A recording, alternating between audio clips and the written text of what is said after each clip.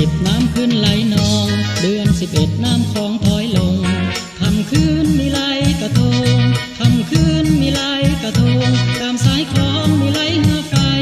ฟดฟืนซื่นใจมันออกพรรษาเฮฮาสำลา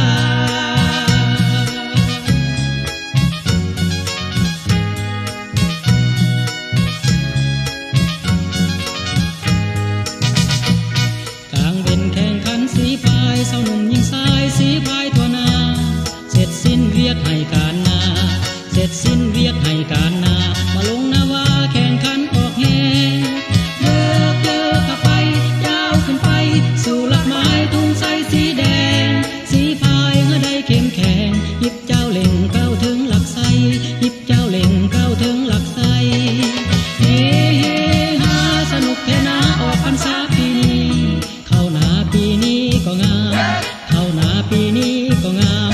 แข่งขันสีพายก็เจ๋งแข่งขันสีพายก็เจ๋งออกแห่งพร้อมกันเจ้าเล่งสู่หลักไสสีพายเฮา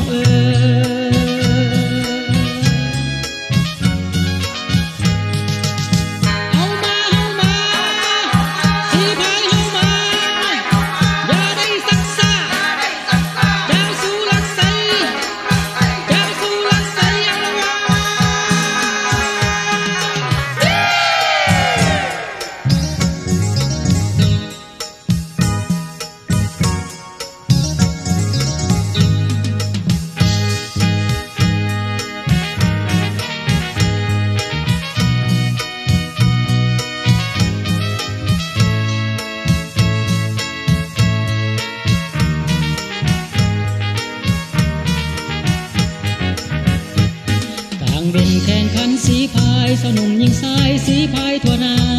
เสร็จสิ้นเวียกให้การนาเสร็จสิ้นเวียกให้การนามาลงนา